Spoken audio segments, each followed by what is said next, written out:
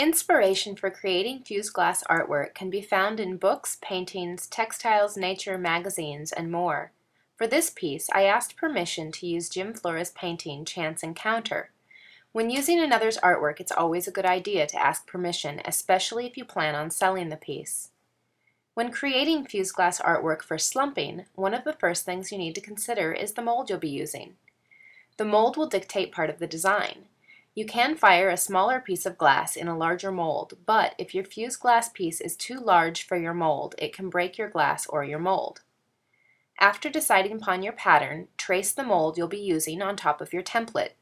Trace around the mold on top of the glass as well, or lay your clear glass on top of the template and trace the line from the mold. Now you're ready to cut your glass. I'm using a pistol grip glass cutter by Toyo. I prefer this cutter because of the amount of control and the extra leverage it offers. When following a pattern or line on my glass, I prefer to cut away from myself because that allows me to see the line. I'll often use both hands when cutting freeform. The hand that's not holding the glass cutter gives me a little extra precision. After you've made your score, you can begin to break the glass. When using running pliers, squeeze on them with gentle but even pressure and you'll see the score begin to run across the sheet of glass. If you're scoring a long or curved section of glass, it's sometimes helpful to begin to run the score from one side and then turn the glass around to finish running the score from the other side.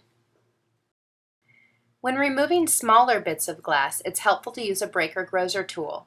After removing the small bits, you can groze off any burrs or flares left on the glass, avoiding the glass grinder. When you've got your glass cut and cleaned, you're ready to start laying down frit. The project I selected has a large color palette, but I can achieve varying colors by mixing frit. If you're new to layering and mixing frit, try making a sample plate with various frit mixes. Make sure to take detailed notes on the colors that you mix, as some colors will react differently than expected due to glass chemistry. Using clear glass as a base allows you to see through to your pattern underneath. I'm using Carolina Frit made by Slumpies. It's available in a wide variety of colors and is System 96 compatible. For more intricate designs, the extra fine frit works the best.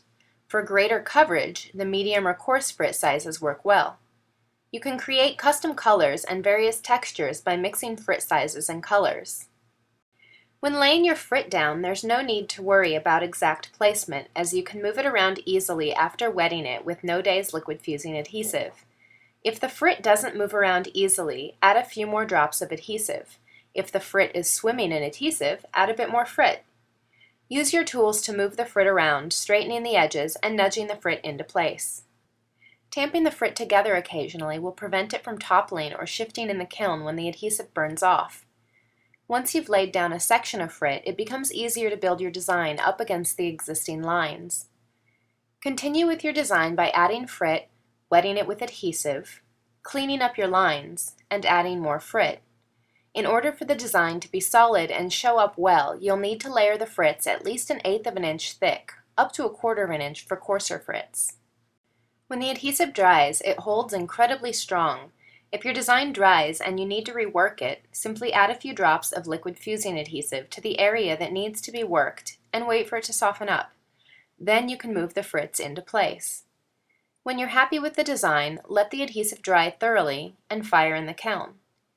Here are some sample firing schedules to get you started. It's a good idea to keep a journal of your firing schedules for reference so you can change them as needed. After your kiln has come down to room temperature, you're ready to give your piece its shape. Place your plate in a mold that has been prepped with a glass separator and you're ready to fire your kiln for the slump schedule. Wait until your kiln comes back to room temperature before unloading your pieces. Now you've got a set of custom plates for entertaining, gift-giving, or just proudly displaying.